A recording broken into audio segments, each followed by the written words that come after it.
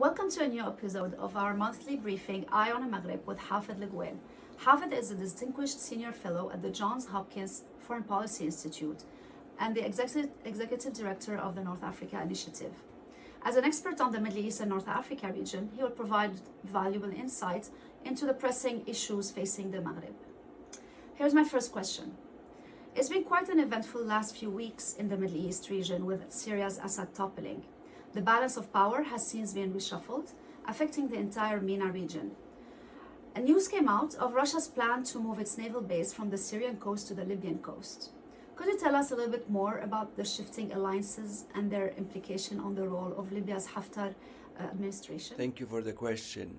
It's very important, especially given the developments that have happened in Syria and the region over the last couple of weeks. It's a major shift in the region. Nobody was expecting that after 14 years and after some countries in the region and even outside were beginning to welcome Bashar al-Assad back into the fold, Egypt, the Emirates, France, and others were, beginning to sort of give up on the idea that Bashar will be toppled or that the regime in Syria will be changed. And then all of a sudden, this happened. And obviously there was close coordinations with the Turks to achieve this goal. I think even the Russians were caught by surprise. Their panic in the aftermath of what happened, and they're trying very hard to sort of move their weapons, especially the heavy weapons and troops, and taking them to Libya in the eastern part with Khalifa Haftar. It's quite an indication of what's happening. Russia obviously was counting and invested an enormous amount of political, military, diplomatic capital into propping up Bashar al-Assad, and he would not have survived all these years without them, because Syria was a significant anchor of Russia's presence in the region as a whole, and also in the east part of the Mediterranean, where there is this competition on the East Mediterranean gas deposits. Moving everything into Libya, of course, opens up another set of questions about, is NATO willing to accept the presence of presence of Russia right at the doorsteps of Europe. There are reports that Russia is building a naval base that is capable of hosting nuclear submarines. Of course, this is in addition to its bases throughout Libya in the south and in the central parts of Libya, which have been used, and documentedly so, to supply rebels and destabilized regimes across Africa, and now including Sudan, where Russia has been supplying the rebel movements there with weapons and money through their alliance with Haftar. So it also indicates that Russia is not about to give up on its strategy to enter forcefully in both the eastern Mediterranean and also into Africa.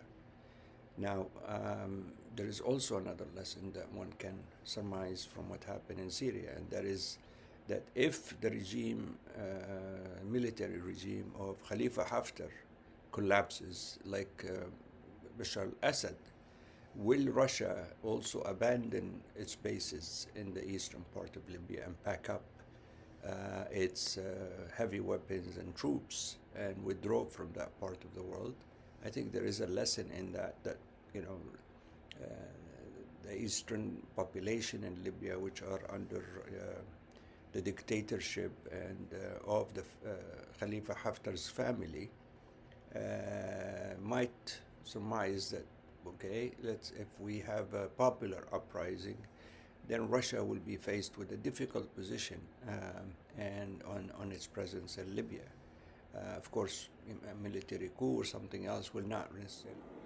Thank you, Hafez. My second question, I would like to keep the focus on the historic event of Assad's toppling and the rippling effect on North Africa, and ask you about Egypt's fear of a potential Islamic power takeover in Syria and the implication on the relationship between the two countries. The fear or the concern of Egypt be, because of the developments in Syria and the fall of Bashar al-Assad regime is quite, of course, natural.